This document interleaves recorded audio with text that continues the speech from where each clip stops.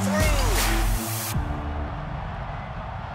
Welcome once again to Inside LAFC, the Max and Vince podcast, here from glorious Los Angeles, in the shadows of Cal State, LA. I just want to preface You're not doing Alhambra adjacent anymore? Adjacent! I'm going to mix it up a little bit. Okay. Or maybe I just trademark it. From glorious adjacent Alhambra. Once you find an intro that works for you, you kind of just stick with it, right? Let us know in the comments if that works. If not, I'm willing to adjust on the fly. And if you pay us enough, we'll just say whatever you want. Yes, we will say whatever you want. Max Bretos, Vince LaRosa. I just, disclaimer here. Not all weeks are going to be like this. Maybe they will, actually. But nothing quite like what we saw going I don't know if I'm going to make it if it is. There's too much excitement. The incredible 110 football crew working the shows on a Monday, working the press conference for Gareth Bale on a Tuesday, and here at the Performance Center on a Wednesday. Sorry, shows a fantastic job. We're on a Monday as well as the press conference for Gareth Bale. Oh, I'm sorry. Yes, you're correct. Yeah. It's actually Tuesday, and it goes on and on. So there's a lot going on. Obviously, people still in the glow of the Galaxy game. We'll talk about that. We'll talk about the Gareth Bale announcements, the press conference. We'll also talk about MLS All-Stars. LAFC very well represented there. And we'll be joined by one of those All-Stars, Ilie Sanchez. I know I could speak on your behalf. We couldn't be happier for him, and without question, he deserved to be in there. So we already had Ilie on, so we got the chance to talk to him. It's nice when you do the guest first because you can kind of lead into it. You can really tease it. It's really good. We then spent another, 15 minutes talking to him off camera because he's so personable, has so many insights. But I just want to say this. Ilie Sanchez as a 6, as a non-goal scoring, non-assisting for the most part. And that's not to take anything from his quality. It's just statistically he doesn't always show up in the box score. But bosses games, controls games, is a leader for his team. For him to be voted in, not picked by the coaches, because you would think coaches love those type of guys, right? He's a big kind of coach. They will tell you it's the most important position. I would agree with them. Most important position on the field. You love it. The Argentine 5. Yes. Ilie is a 6 in the European Fernando tradition. Gago, Javier Mascherano. Fernando Redondo. Oh. Actually, ¿Qué clase de jugador? Redondo. Ilie Sanchez. A little bit. Yeah. A little bit the same. But maybe that was the Spain influence, him out being Madrid. But for a player like Ilie, like I said. Redondo had better hair, but he had better hair than anyone. I don't know. That's a tough one, actually. Ilie's got quite the flow going right now. Ilie has a flow, but Redondo. But yes, to your point, those players that aren't the highlight reel players, getting voted in by a fan base, I just hope that it's the sign of things to come, that we are kind of becoming smarter in the way that we view football, smarter in the way, like, look, we'll always be clowned on a little bit because we have an all-star game. But if you're putting in the players that actually deserve it, and they play well against the Liga MX teams, nowhere to go but up from here. Year 2 of MLS All-Stars versus Liga MX, which went well year 1 here in Los Angeles. Will be in Minnesota. We'll talk about that in a moment. I did want to mention this, what Ilie said off the air afterwards, that I wanted to share, because we talked about the game on Friday. We talked about the game against FC Dallas where Giorgio Chiellini and Gareth Bale came out and did the sha-la-las and got drenched. We all saw it and were just blown away. I know I certainly was. But he said he was surprised that they did that. Mm-hmm. And that makes it even more remarkable that they didn't really have to. They came out there, met the team, and it felt so organic. Yeah, I mean, there were so many reasons why he was unsure if they would do it. Like we said, they didn't play. It's a long list. A lot of times when players don't play, they feel like it takes the spotlight away from their teammates. And these guys coming in, they are superstars, but they have been humble to the highest degree, both of them. So I wouldn't have been surprised if they would have said, you know, there's already been enough attention on me. Let me just pull it back. I got celebrated. Both Gareth and Giorgio got to go over to the North End and be clapped and cheered before games. So they probably would have normally said, I've had enough. But they saw the camaraderie. They saw what it meant to the fan base. And as Ilie says, the ritual. And they want to be a part of it. They're, as Gareth said in the press conference, he's like, I'm not here for 6 months. I want to be a part of all of it. I'm here for the long haul. So you mentioned Euros. Yeah. So that's 2 more years. So we shall see. To the supporters in the North End and to all the supporters at the stadium, this is your handiwork. Because after Giorgio Chiellini did it, there was no way Gareth Bale was not going to do it. And it's created images that I think we will watch for many, many years. Mm-hmm. That's how significant it was. Let us start with the Galaxy game, by the way. Please rate, review, download, subscribe to the podcast. We love everyone tuning in on the LAFC account and watching our visual component. It's certainly worth it with this beautiful backdrop and these incredible guests and seeing what Vince is going to wear. I've gotten some compliments on this. Yeah. Steve and Ilie both loved it. Will Kuntz, not as happy about it. I think you're still ahead of the curve with that one, so that's good. But we'll start with the Galaxy game, a cathartic 3-2 victory. Kind of had to hang by the seat of your backside there for a little bit as the Galaxy would tie it at 1-1 and then come back 3-2. No one said it was going to be easy, but we have picked 3 things that have stood out about that game that we're going to share with you, and then we'll fill it in from that point forward. But the first one is getting over the hump. And Vince, you know as much as I do that it was very uncomfortable around here knowing how much was put onto this game. We spoke to Steve Cherundolo. He would go, look, this is obviously really important, but we want to perform and play the way we play in every game. You looked at the players, or whether you talked to the players, you saw something a little bit more. It was, and we've talked to them afterwards, and how much, and Ilie Sanchez, stick around, has a really He has a tidbit about that that's answer really important. About it that you will appreciate is the idea of playing the Galaxy 3 times and not getting a win would be a real wet blanket on what has been a remarkable season. So they knew that they had to do a little bit more. And while they will hope to address winning there at Dignity Health Sports Park down the road, this was something that has just put all the pieces in place for this now unofficial second half of the season. I honestly don't know how they would have recovered had they lost that game. Wow, strong. To be honest with you. And maybe they still go out and they take the top spot in the West or they win Supporter Shield, but you would have thought if they lose that game, the playoffs, it's like, I don't know now, right? But they win this game, and as you said, the most important part was winning this game. It was the result. How many times have you and I sat here after a Galaxy match and said, well, we played really well, probably deserved a win. And it always nothing you could say after that. And you and I would always get hammered because people would go, "Winning's the only thing that matters." We're like, "Yeah, we know, but we're trying to break down the game, give you a little nuance." I don't have to do that for this game because there's not much nuance. They just powered through and they got the victory at all costs. It was not the prettiest.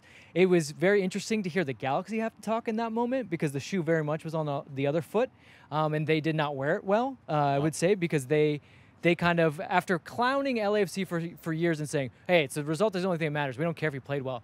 They tried to flip the script a little bit. They did. And say, like, I didn't think they were actually that good.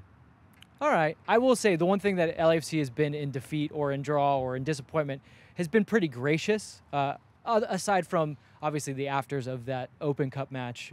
No one wants to see that. But the Galaxy, not a good look. But, again, ultimately, I think the biggest takeaway and why we started with it first was winning at all costs. They got it over the line, and like you said, it was palpable that the feeling around here was they were like it wasn't a good feeling for me. I mean, you're sitting there going you would think in the back of your mind, what happens if they don't win this? And your body would sink because with all this momentum, with the eyes of the world literally on this club because of who they have signed. You want it all to be perfect, and a win over the Galaxy allowed it. Anything less, and it would dampen the enthusiasm. We know how important it is for the supporters. Obviously, we talked to them a lot. We saw what happened at the Open Cup game as well. So there was a lot of pressure on these guys, and pressure can distort your perforurmise.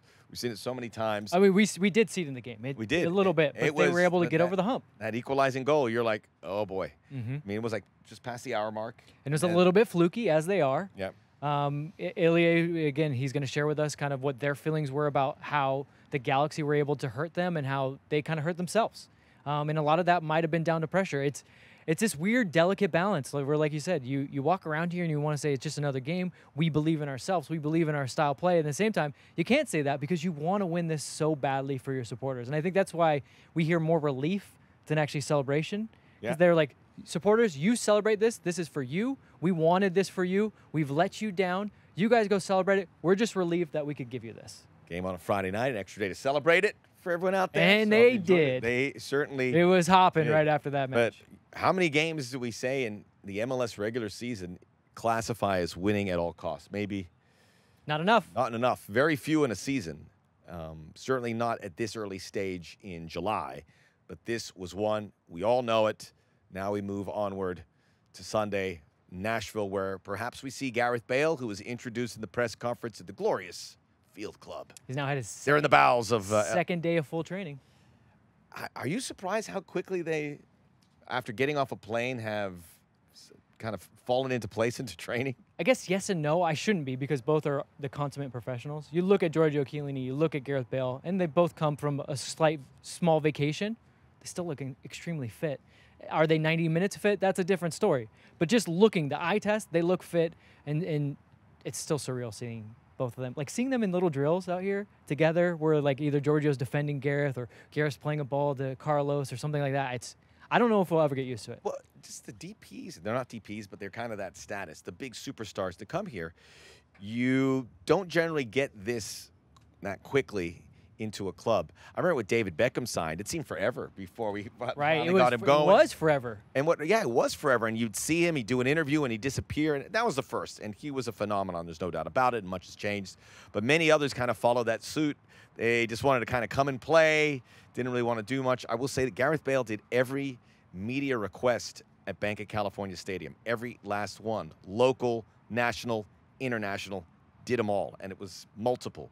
In Spanish was the Estrella. It's amazing. Just want to remind. How's his Spanish? Just want to remind all the Real Madrid people that. I don't want to rain on the Galaxy's parade, but right now they're doing some damage control because their DP, Douglas Costa's taking photos of him on vacation. So not a good look. It's not a good look. This could not be a better look. And sitting here, and I posted on Twitter a photo of Chiellini and Bale. Chiellini marking Bale is, it's fantasy. You know, it's something you wouldn't expect to see on an MLS training facility, but here we are. So he said all the right things. People always said he was humble, and I had a few words with him, and he just so disarming. Right. He felt like a kid starting his career. It really did. He's like, yeah. Well, that's the British consulate was there. They gave him a bag and had a daffodil, and he goes, "Oh, a daffodil," which Welsh national flower I've discovered. Just very charming and just excited. There was you're just looking at these clues. There was that excitement in his eyes about this new adventure. Yeah, disarming in a way, right? Because there were some questions that were pointed, and he kind of just knew they were coming and didn't push back on them. He just kind of absorbed it and said, "Look," like with the golf question. He's like, "Look, I play golf. I enjoy golf. Do I play as much as people think I do? No." And even the Steph Curry comment, I love it. Like, he goes and plays golf and then plays high-level basketball games. Yeah. So why can't I? He's like, but I don't even do that. That's what I'm saying. Like, and so, again, he was just very cool, calm, and collected and seemed ready for everything. And like you said, just this wide swath. I mean, to do an interview in Spanish with Estrella, you would not think a player from Wales would be doing that, even a superstar level. And that's incredible. That's a testament to him. Check out the Estrella coverage, and you'll be able to see that interview. It's very cool. A lot of agents, some former players were there. I chatted to Yura Mivsisian, who played at Real Salt Lake, was there. And he's like, because he played in Russia, and he's like, every player wants to come to MLS. Every player wants to come to LAFC. It's on their list. Not everyone can come here, but this is just going to amplify that in a big way. One answer that was interesting, because we all know we're going to get the best of Gareth Bale for these next 4 or 5 months leading up to the World Cup. We're going to be along for the ride. Luis Suarez has been courted by MLS clubs, but he's careful about which one to go to because he wants to go to the very end of an MLS season. Right. So he goes right into specifically said, if I don't play for that month, I got to go all the way to November 5th, MLS Cup. World Cup starts November 18th. Which is why he was going to go to River Plate, but once they got knocked out of Copa Libertadores, he said, well, I can't. I mean, I have to be at my best. Pretty cut and dry. And the one club that you figure should be there, or at least you can bet on being there close to the end, if not at the end, is LAFC. Mm-hmm. Austin, you'd feel a little bit worried about doing that. Any other club is just not there in the standings. Right. So he obviously wants to do that whole run here. But then he mentioned he wants to get ready for the Euros. And as I said, that's 2 years away. He'll be here in 2023. Mm-hmm. If things are going well, then 2024 probably falls into place. Everything says that things will go well. He said all the right things. He looks really excited about being here. And maybe we heard the beginnings of this being more than just a 6-month, 18-month run. He didn't back down from any questions, and he took that one head on and was like, no, not just 6 months. Long haul. I'm here for the long haul. And I believe him with the golf. Some of his representation were saying, he is locked in to get into training going first and then, reap the benefits of playing golf. But it's golf. You can play it anytime. At least he doesn't like water parks. Yeah, there's off. At least he doesn't think, I'm going to go to Wet and Wild 4 days a week, enjoy myself there. I like golf. At least it's not water parks. I mean, he's like, I love water parks. I love amusement parks. I would love it if taxing. the first time he sat down with us, he goes, "You guys been to San Dimas?" Because I really want to go there. Raging waters. Yeah, I really want to go there, and we're like, "Don't go there." I wouldn't mind going. If you don't mind, I can go 2 days in a row if you're down. That's the commitment I would like to have. Yeah, I got the 2-day pass. We in touch with Steve Cherundolo. Check that out. But he said that he goes, it's not going to keep being like this. Chiellini interview, FC Dallas game with all that magical post game, Galaxy victory, Bale announcement. It's been an incredible 2 weeks. Not just for Los Angeles, for MLS. Happen. It's been incredible. Well, there's still a DP slot open. Yeah. What do we think? I just pray for my crew because they're just working so hard, and I would like them to get a day off here and there. Yes, we need that. Tell that to Steve. Maybe he'll understand. He doesn't care. But what do you think? I mean, we'll still talk about the DP. I don't feel it. I could be wrong. I just feel that this club is where it's at. I don't know how much they have to do with regards to the roster. There's going to be a lot of rumors between now and when that happens. Yeah. Take if them all I with a had grain to of salt. guess, because I don't know anything, what we knew, look, Max and I actually did know some things, and then those things have fallen apart.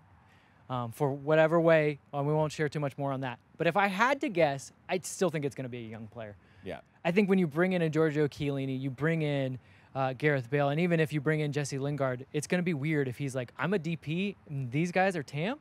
Like, I don't know. It just seems like a weird dynamic in the locker room. Obviously, Jesse Lingard would help the team or someone of that level, but I just feel like you now have almost like and you don't use DPs this way per se, but you have kind of a free play there now where you bring in a guy I was talking about this on 360. Brian Rodriguez finally admitted, maybe I came here too early.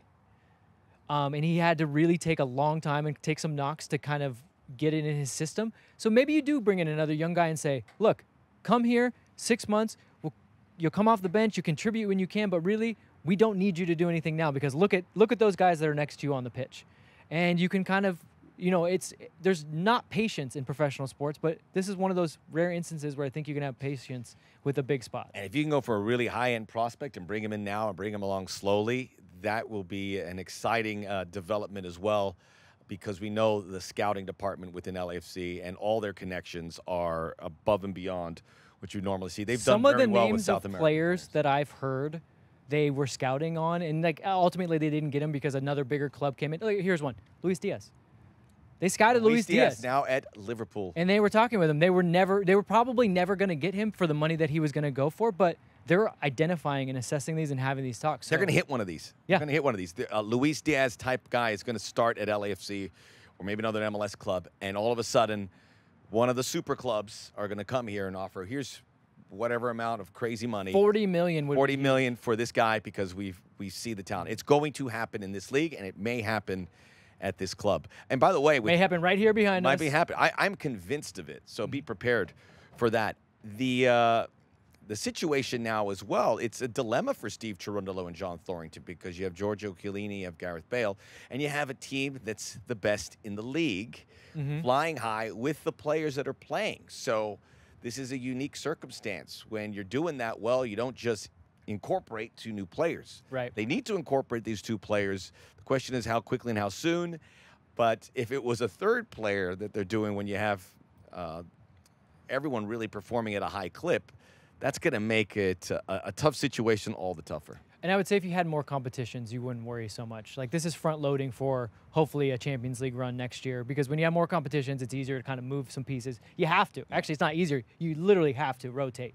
There will still be some multiple game weeks. We have one coming up. So that'll be a chance to kind of move some guys around. But you're right. Steve has a dilemma of how he integrates these guys. And because at a certain point, you got to know what your best 11 is. Because when push comes to shove, you want them on the field, and you want to say, we roll those out. Yes, we've got some changes off the bench, and they've been very good at planning for 90 minutes and saying, okay, if this situation goes this way, we want to bring this player in or that player, and it's really gone to almost to script for them. But yeah, just one competition, tough to rotate these guys. Well, you look at the body language of the players, but we've seen guys that have started. They may not start.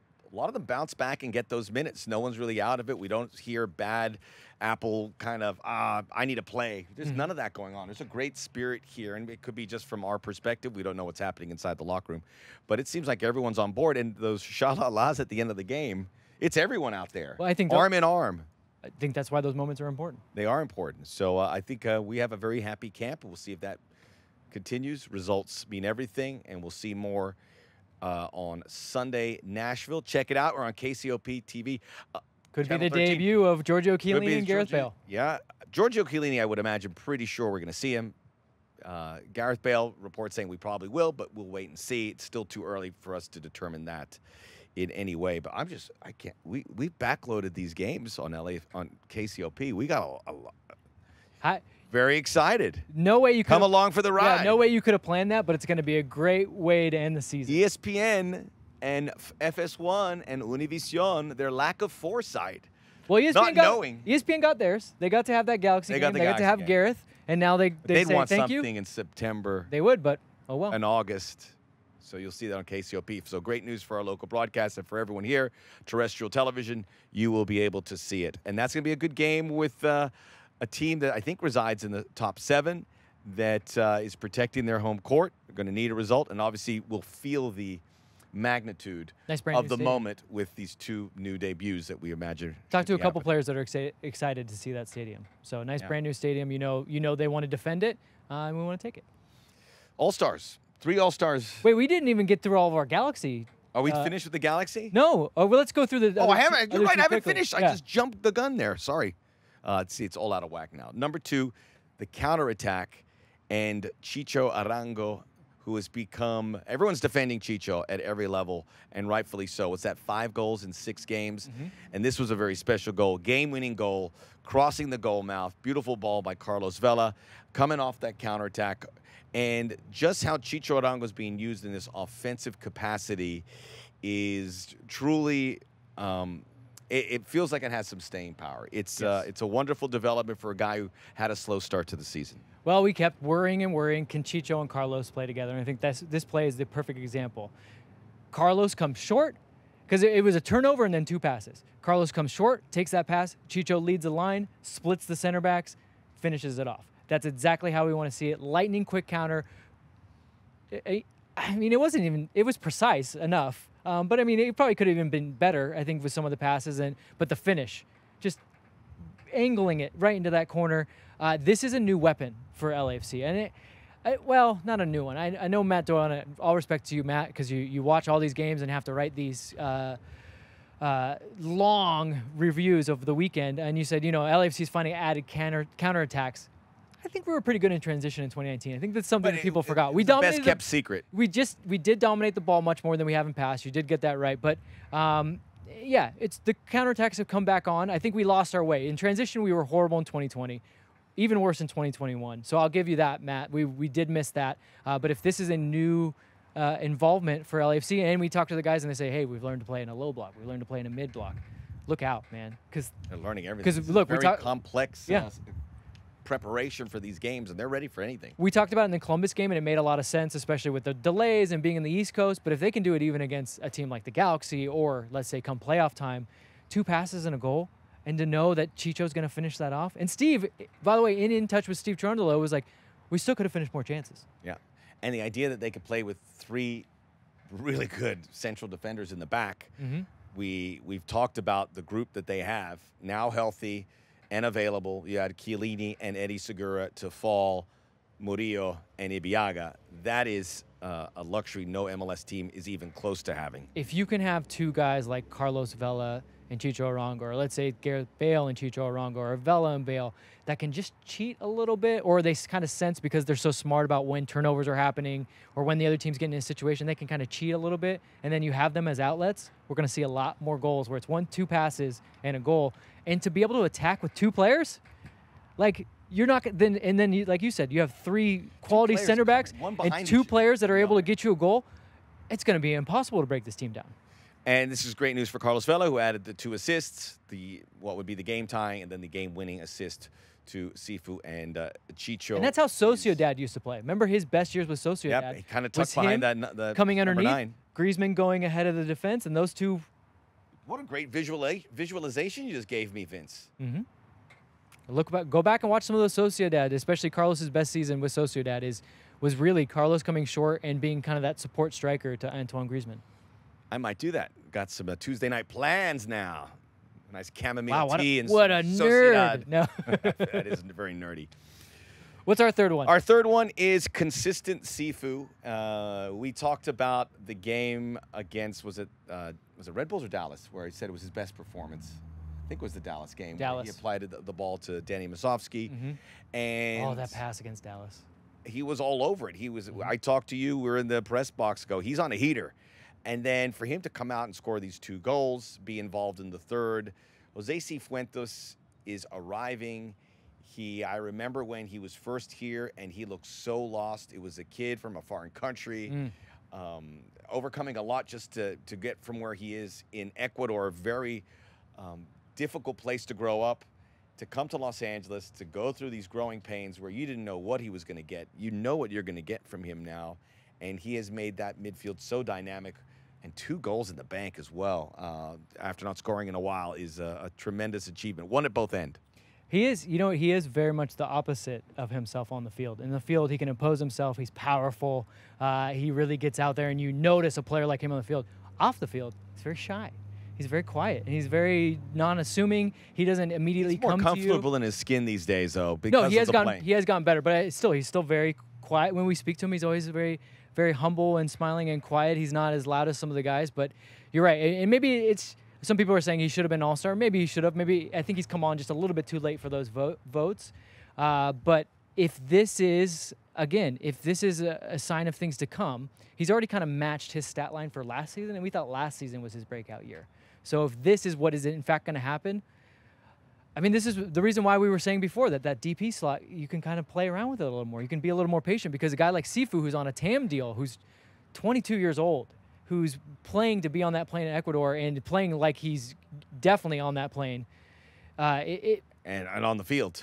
Yeah, it's been incredible, and that's a tough position because he wants to be so forward-facing, right? And Steve has even said this. We're starting to see the goals, we're starting to see the assists, the dribbles, the ability to start counterattacks. But he's gotten better with his defensive work and his work rate. I would say the one thing I would like to see with him is, man, he's so gassed at the end of a game. So maybe if he can find a way to inject himself in certain places and be able to conserve his energy to make it through 90 minutes. But that's just the way he plays, man. He's rock and roll. He's thunder and lightning. I love a player like that.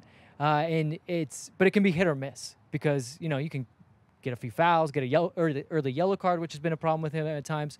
But right now, he's just so on, and he's reaping the benefits, and it is showing up in the scoreline. And that trio in the midfield is so special, where you have Ilie Sanchez, who is an all-star, rightfully so. Kellen Acosta, who assisted the first goal, on his way to go to the U.S. national team and probably play some important minutes for the USA in Qatar. And now Jose Cifuentes. Those three probably don't play together all the time, but when they are there, it feels very comforting. And it's because of the development of Sifu, because the other two are more known quantities. Yeah, that midfield feels great when they're all there. And I think we were talking about it early in the season. We were kind of weary because we're like, we're doing so well, but that midfield, we need more. But it wasn't their fault. They were just having to chop and change because of injuries. Now, if we can get an extended run of those three, look out. And if they don't have them all, then you can maybe do something with the back line where it looks a little different. There's a crazy amount of options. Now we will talk about the All-Star. 26 players announced, Major League Soccer, 3 of them from LAFC. Carlos Vela going to his 4th All-Star game. Ilie Sanchez, his 2nd appearance, first in 2018.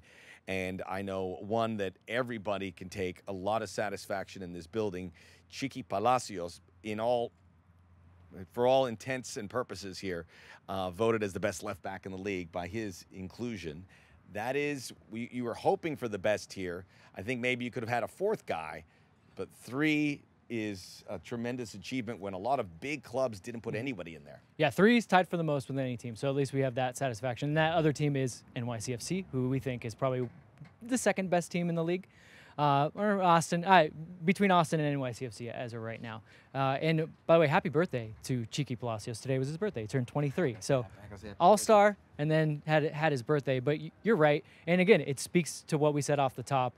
I think our soccer intelligence as a soccer community here is getting much better because Chiqui has 1 goal for LAFC in his entire career. There's a lot of left backs that score goals. We have one of them. Ryan Hollingshead has 5 goals in all competitions. I voted for him. And he very well could have been on that team as well for what his impact on the scoreline. But Cheeky Palacios has been, because Carlos has been injured at times, because of other things, I think him and Ilie Sanchez have been the most consistent performers on this LAFC team and deserve all the credit for carrying the team at times when a guy like Carlos Vela wasn't playing, or just LAFC needed that extra boost from a player from a different position. Ilie Sanchez is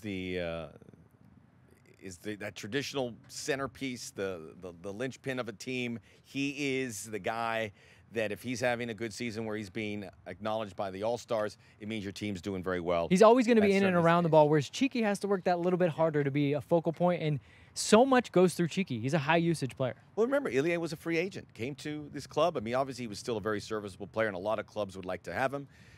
Just like with Gareth Bale and Giorgio Chiellini, LAFC was a destination. He'll talk about that when we talk to him about him here in a moment, and that helped him to bring him here. But it doesn't mean he was going to reach this level, but that's somebody who saw this opportunity and said, I'm not messing this up. This is a once-in-a-lifetime. I'm going to be playing with these players. And the work he's put in on the field, off the field, has paid off in a lot of ways. And he's just the most comforting player that we have out there on the field. And he's an all-star. So yeah, and you'll hear it directly from him. It's the whole package. He'll lay it out much better than we can, so maybe we should lay out and get to. Do you want to? Get to the I just want to say, again, I want to reiterate how proud we are of Cheeky Palacios for putting in the work. And all these players, the future is so very, very bright. Inside LAFC, the Max and Vince podcast. We're going to be right back, and we'll be joined by LAFC all-star midfielder Ilie Sanchez. We are back here inside LAFC, the Max and Vince podcast. What are you laughing about? I'm laughing because head of team security Paul is directing us now. He does it all. Head of team security Paul is here. Ilie Sanchez joining us for the second time. All-star Ilie Sanchez. All-star Ilie Sanchez. Put some respect on his name. All-star. That's what team security Paul. You defer. You defer immediately. You say he should go. He should be the security at the All-Star. We will push for him to come with Carlos and Chiqui and myself, because he really deserves to be there. And why? Why? Yeah. Tell us why.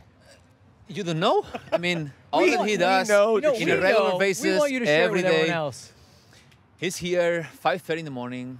This is true. Wow, that I did not know. The facility. And he still have a smile on his face to receive Max has never seen everyone here.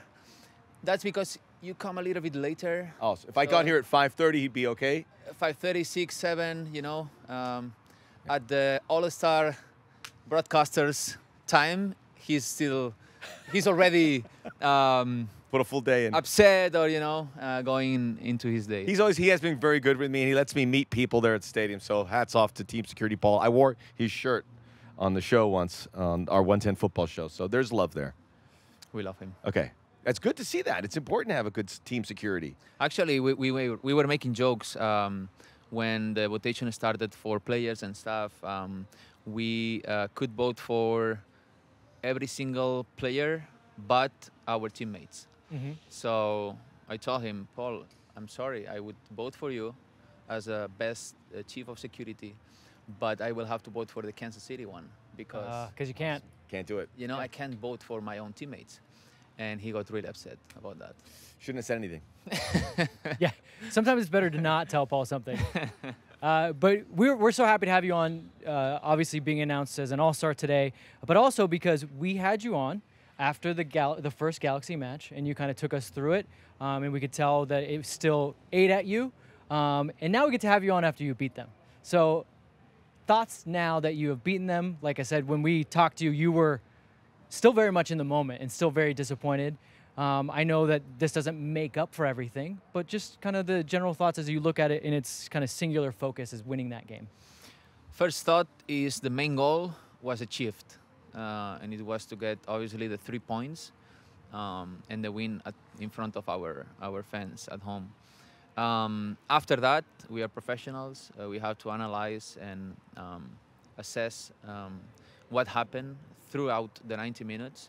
And I think that we did many things right, but we also have room to improve because we played a good first half where we scored first and we left 1-0 to halftime. But then we lost control the first 15-20 minutes in the second half. So that's something that Steve doesn't want, that the coaching staff made sure that we are aware of that, and that we still have to keep working, keep getting better, stronger as a team, because individually we are very strong in every position, in each position, but with the work that we are putting in, we should be able to control the 90 minutes of any game. When you say lost control, I know you're referring obviously to them scoring and then kind of making it a game again. But in the post-game press conference, Steve talked about defending too deep at times. Is that what you're meaning? Can you just kind of unpack? Because lost control can mean so many things. Mm-hmm. What for you was kind of the thing that set that? For me, lost control would be getting hurt because of your mistakes, not because of the opponents being better than you. So we were not sharp with the ball. That created this situation where there were many counterattacks for both teams, and we don't want that. We want to manage the situation, having control on the ball, to then create clear chances through a built attack. So not allowing the opponent to have space on the ball and time, it's what we want. When we talk to Steve, as a coach, he has to look at the big picture of the season and know that we have to play well here for the Galaxy, but we got to be ready for Nashville, we got to be ready for Dallas. And not to minimize anything, but when we were around the players, you could see how much it meant, this game, because of that extra layer connection with the supporters and living in that moment. What were those conversations like? Because I know, I would imagine, I don't want to speak on his behalf, but the coach said, we've got to approach this in a very, in the same manner we approach every game. But it's not every game. What were those conversations like with the team, knowing how important it was to you and for the supporters? Well, I think that, as I mentioned at the beginning, for us, the main goal was to get the result. And that's something that we don't usually say before a game. Our goal is to have a strong performance, the best we can, because that will get us closer to win the game. In this game, I think that we created players inside the locker room, this atmosphere where we had to win. We must win the game. And that's something that can be really good for a team, but also can play against you if you don't start in the right way the game. Against our biggest rival, we would all agree.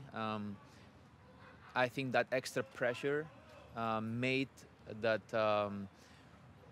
yes, we are very happy with the result.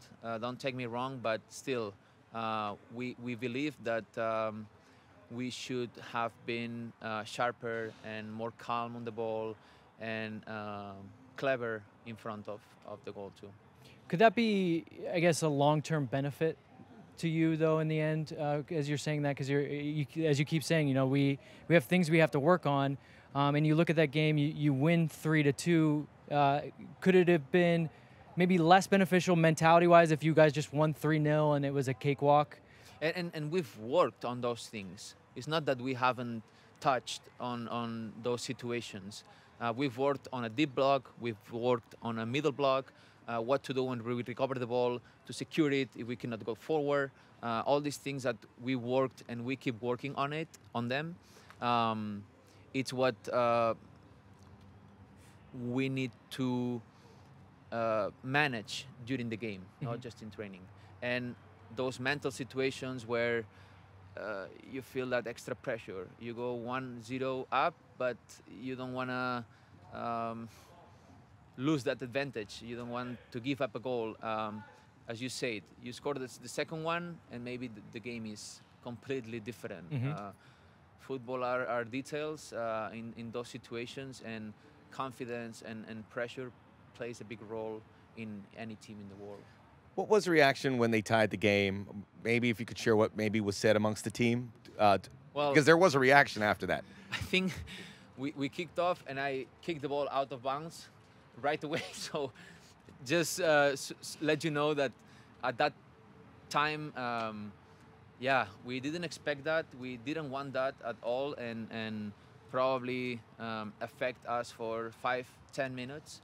And you but banged that out to sort of just no, get. I mean, Okay. No, I think he's saying he was- didn't do it it on was a- purpose. No, gotcha. Okay. it was a poor action Gotcha. on my end. But Are you saying that because maybe, like you're saying it, you were a little, It got you were to you. stuck in, Frustrated. yeah, were you stuck in the play still when you should I have been? shouldn't have played that ball out of bounds right away. Like, it's just something that you get frustrated. You are maybe thinking about the replay and making going through that your mind, and you don't think what you're doing, that you have the ball on your feet. So It's a very human response. I mean, that's yeah, but it shouldn't happen in a professional. You know. No, yeah, yep. I appreciate your your Professional and all. Your I would friendship do that. here. I would do that 9 out of 10 times. but But a professional and all-star, might we remind you? it shouldn't happen on me or any of us, and I think that tells you that we didn't want them to get in the game, but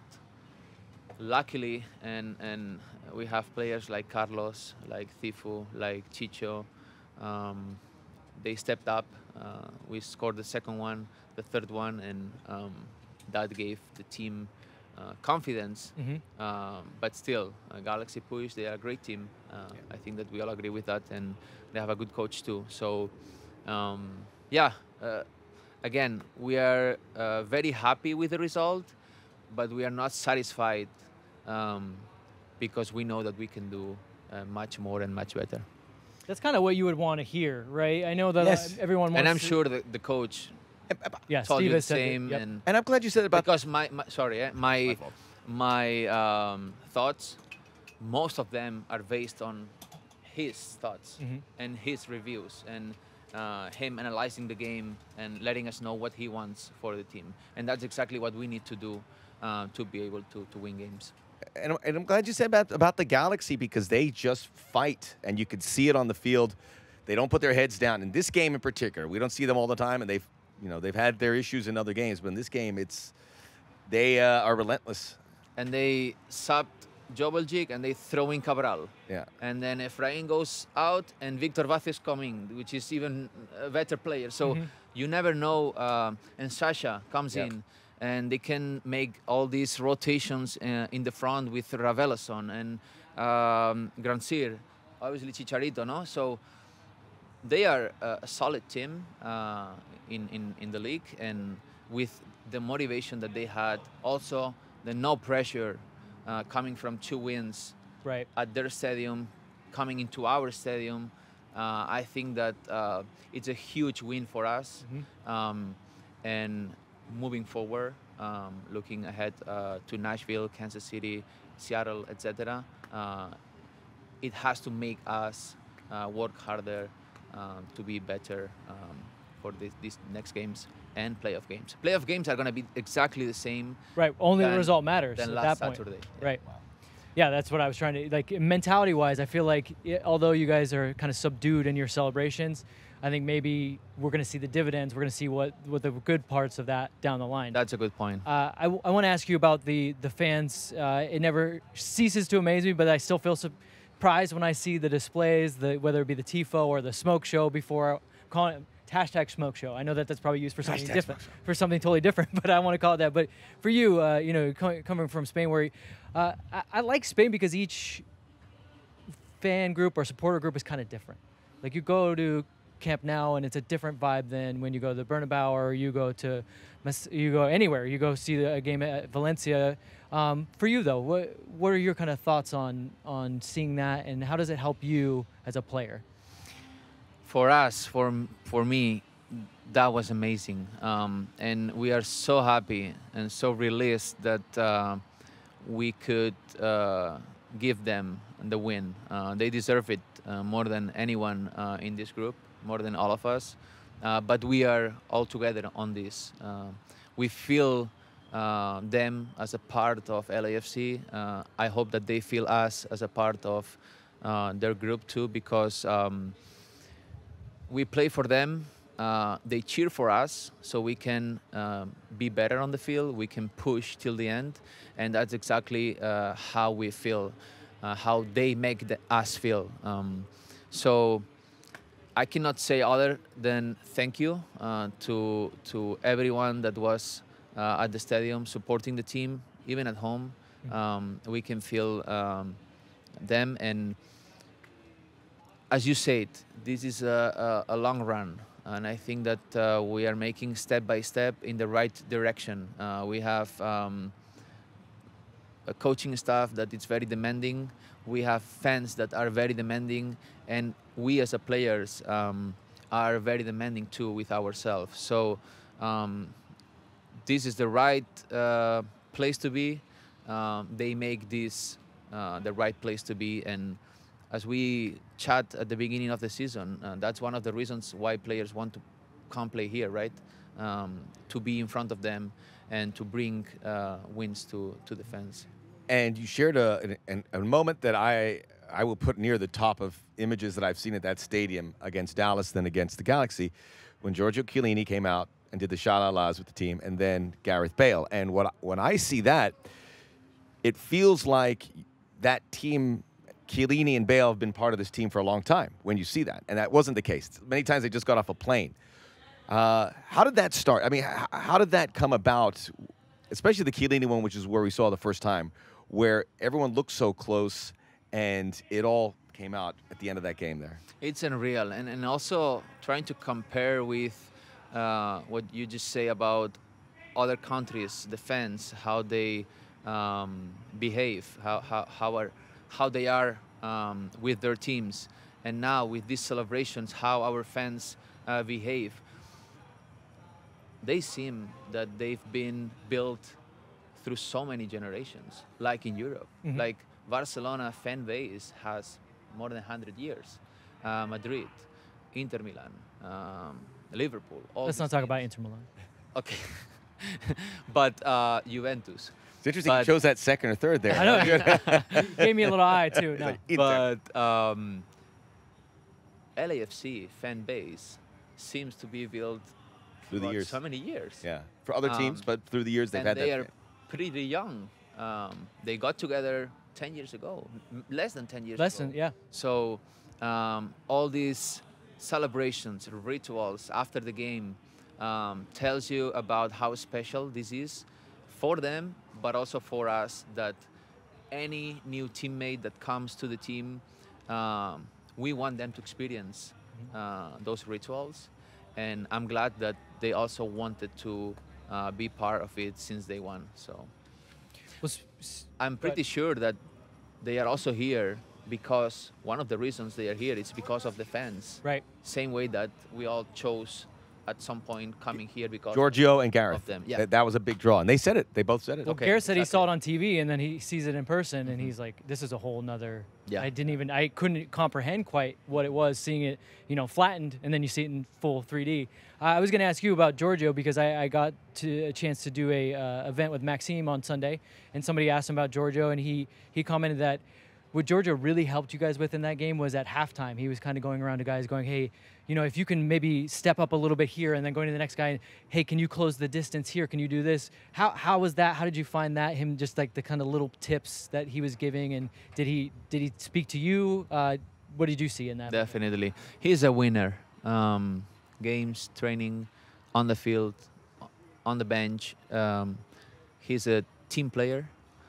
He has a lot of quality on the field, but also he can see every single play earlier than us. So he came to me at halftime with against Dallas. He came to me against. Even in the Dallas game, he Galaxy. had. Sorry, we played Dallas. We played The game before was, who was it? Oh, Red Bulls. Red Bull. No. Yeah. Dallas game. He was there on Wednesday. Yes, Dallas was the Dallas game. game. Yeah. Dallas game. I'm just surprised because he literally had just shown up, but he was already kind of. No, he was. It surprised me too, but he was in the locker room before the game, after the game. So against the Galaxy, the same. He not just tells the defenders what to do, he tells the midfielders what he thinks we should do, and the forwards, and it goes aligned with what Steve wants of his team. So he's a smart player. He's a winner, as I said, and all these things is what you need in a group. Period. It's amazing that it comes out and already you wonder how quickly he would be that sort of instructional, but from the beginning, first day. Want to talk about your All-Star selection? That is an incredible honor. Second All-Star selection. Second, 2018, I believe, is the first. What was your reaction when you heard of it? Because you were a free agent at Sporting Kansas City, still a very good midfielder. But what people probably are asking, can he get back to an All-Star level? Here you are. Some people even beyond an All-Star level. Your reaction to hearing that news? That was it? Well, first of all, I was happy that Steve came to the group and told us the selections. But for me, it's what is an all-star level, because I still believe that there are so many good midfielders in the league, but not just in the league. Don't go too far in this team, like Kellen, Tifu, Latif, Pancho. We all have pretty similar level on the field. We are just different characteristics. And I take this selection as 100% being part of LAFC, a team that all the pieces of this gear are working because of Steve, because of his coaching staff, and because of my teammates. So I take it as just getting one of these pieces and putting it in an all-star team to see if we can be stronger than the Mexicans, or the Mexican League. Right. Other than that, honestly, it doesn't mean too much to me. So. Well, then Max and I will tell you what we think about it. I'm so proud because it also gives recognition to the work that the staff, that all of you do, to present what we do on the field and make it have a bigger impact of it. He makes a good point there. He does. We probably now that he brings it back to me and too. I believe on that, because you said I was selected in 2018. Why not 2020 or 2019 or 2021? For me, it's special because joining LAFC and knowing that everything that you've done here before I arrived, it has impact outside. So, I mean, I'm proud of you, and congratulations again. I think well deserved too. Thank you. it is well deserved, and this is what I'm going to say for me, and I hope that this is the case. So, All-Stars here, or at least for this initial wave of All-Stars, are voted on, right? And there's been a lot of talk about the way things get voted on in MLS, whether it's a goal of the year, goal of the week, and how certain fan bases are very good at voting. LAFC is generally not one of those ones that's at the very top of the voting. Atlanta used to be good back in the day, but Yes. they're not having a good season. I like to think, though, that the type of player that you are, and we've talked about this before, the profile, the way that you play on the pitch is not always noticed. It's the Busquets, right? You watch the game, you don't see Busquets. You watch Busquets, you see the whole game. And I honestly believe that about yourself. The ultimate team I enjoy player. watching you. I'll spend 5-10 minutes where I'm like, let's just see what Ilie is doing, because I can kind of get an idea of what's going on in the game. But I hope that this is a sign that our football intelligence here in MLS is starting to grow, because yourself included, I would say Cheeky as well is another one where generally not the flashiest guy. He finally scored his first goal for LAFC. And generally we pick guys that score goals or an assist, but you guys have been such an impact to the team without those. So I feel like that's something to build upon from a fan base perspective. They're learning the game, and I think that's They're getting it very important right in this country. well, and also thank you to all our fans that I do believe make the difference in, well, Carlos. It was obvious that he has to go. He's, in my opinion, the best player in this league. So no doubt with that, and not just my opinion. Yeah, a lot of people share that Exactly. opinion with A you. lot of people would say the same. But Cheek is doing so many things well on the field that it's 100% deserved for him to go as a best left back. But I think that fans helped and pushed for LAFC players, not just for us, to be representing this organization in this big show. I would ask you more questions about the All-Star, but I think you're going to deflect it because you'll be like, "This is it is what it is." And not take me wrong, it's a great experience. No, I know what I you loved mean. it in 2018. I mean, share with opponents in a regular basis that now are your teammates, and being under someone else coaching for the game, it's the good experience. And playing the Liga MX, it's going to be also. Well, I think that's one thing we could ask. Yeah. Who did you play in 2018? What We was played the- Juventus. We played Giorgio. Okay, it was Oh, yeah. Juventus. So that's interesting. And That now, was We in played Atlanta. Giorgio. That was Let at me the tell you Atlanta one. something. We had a dinner the night before. Juventus players, MLS players, and some executives that were in that dinner. And Giorgio grabbed all his teammates and brought them to our table and Wow. made them say hi to all of us one by one that night. He presented his teammates to all of us, and I mean, I would remember that. right. They Forever. both said something when they arrived, both being George Ilie and Gareth Bale, about raising and I talked about it earlier in the podcast, the professional standard. And that applies, the professional standard for in the middle of a meal to get up, go, we're going to greet that. That's got to be exciting for a team, you and then many of the younger players, we mentioned Chiki and Sifu, seeing that from two guys that command that attention. What is that professional standard? What kind of difference is that? Definitely, and you can tell every day when we get here, they are here already.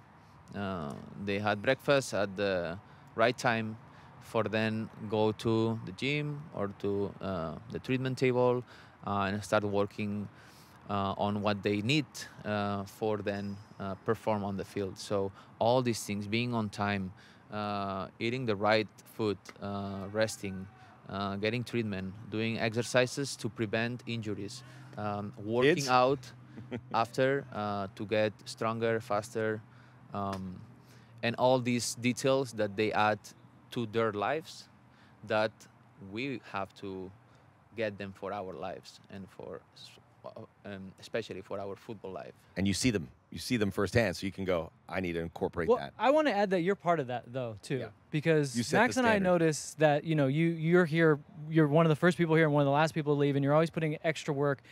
But we've noticed there's a little group kind of growing around you, doing more and more of what you do. And for those that don't get a chance to come out and see training, it's not like the sexy things. It's not like they're going to lift and get biceps. You're doing like calisthenics. You're doing extra stretching, injury prevention, and that group has kind of started to grow around you. And was that a guys just started showing up? And you're like, yeah, sure, go ahead and do that with me, or were you reaching out to guys? How did that come about? We are signing players. Everything started with a small group, and some days some players join us.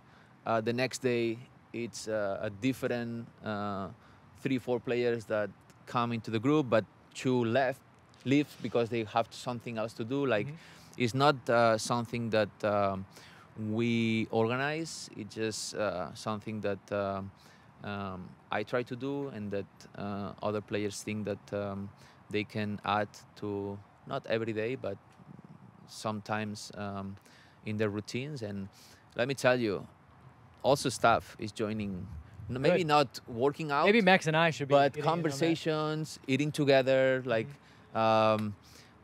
going to the hot and cold tub, or even if I it's can handle just- that. I think I can handle that. right? With Well, I don't know. The cold tub beautiful is sun. cold. No, but Oh, with it's this heat? beautiful Yeah, it sun, Get the blood flowing. it feels much better. But no, we have a group that gets together before traveling day, and I don't know, have some scratchers, or it's all about building these connections and relationships that for sure are gonna help us at the end. Well, we're very fortunate to have you, and we appreciate you joining us here for the second time. We learned so much from you, Ilie, and we're thrilled. I know when you're at the All-Star, you'll be happy, but you'll also be looking forward to the game over the weekend, which there is one after the All-Star. But we're going to be thrilled to see you representing the club out there in Thank you. Minnesota. Thank you so much. Ilie Sanchez, this is Inside LAFC, the Max and Vince podcast. Rate, review, download, subscribe, tell a friend. And we appreciate everyone listening in, because this is a really exciting time for the club, and it will be from this point till we lift some trophies. We'll see you then. Oh, yes! knocked on the door.